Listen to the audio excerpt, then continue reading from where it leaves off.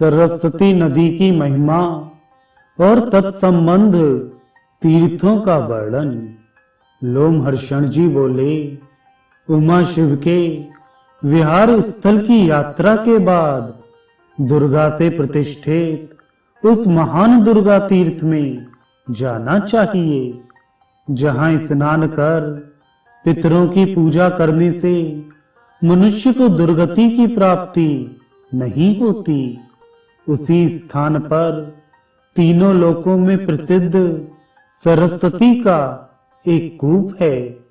उसका दर्शन करने मात्र से ही मनुष्य सभी पापों से रहित हो जाता है और मुक्ति प्राप्त करता है।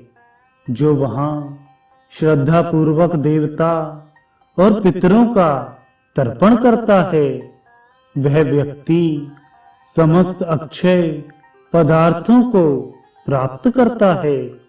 फिर तीर्थ की विशेष महत्ता है।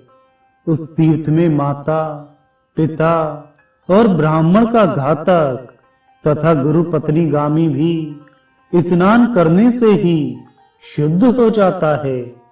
वहीं पूर्व दिशा की ओर बहने वाली सरस्वती देव मार्ग में प्रविष्ट होकर देव मार्ग से ही निकली हुई है। पूर्व वाहिनी सरस्वती दुष्कर्मियों के लिए भी पुण्य देने वाली है। जो प्राची सरस्वती के निकट जाकर फिर रात्र व्रत करता है, उसके शरीर में कोई पाप नहीं रह जाता।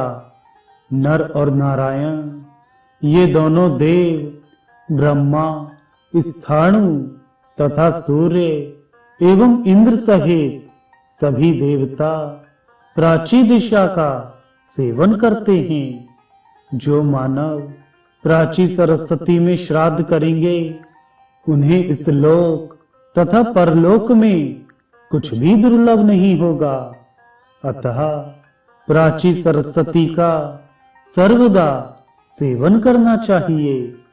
विशेषतः पंचमी के दिन, पंचमी तिथि को प्राची सरस्वती का सेवन करने वाला मनुष्य लक्ष्मीवान होता है। वहीं तीनों लोकों में दुर्लभ औशनस नाम का तीर्थ है, जहां परमेश्वर की आराधना कर शुक्राचार्य सिद्ध हो गए थे। उस तीर्थ का सेवन करने से गिरोहों के मध्य उनकी पूजा होती है। इस प्रकार शुक्र मुनि के द्वारा सेवित उत्तम तीर्थ का जो श्रद्धा पूर्वक स्वयं सेवन करते हैं, वे परम गति को प्राप्त होते हैं।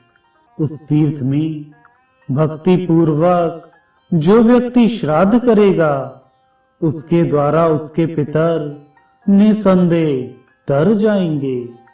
द्विजोत्तमों, जो सरोवर की मर्यादा से स्थित चतुर्मुख ब्रह्म तीर्थ में चतुर्दशी के दिन उपवास व्रत करते हैं तथा चैत्र मास के कृष्ण पक्ष की अष्टमी तक निवास करके तीर्थ का सेवन करते हैं, उन्हें परम सूक्ष्म तत्व का दर्शन प्राप्त होता है, जिससे वे पुनः संसार में नहीं आते।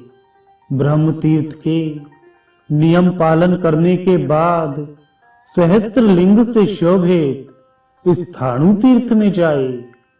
वहां स्थाणु वट का दर्शन प्राप्त कर मनुष्य पापों से विमुक्त हो जाता है।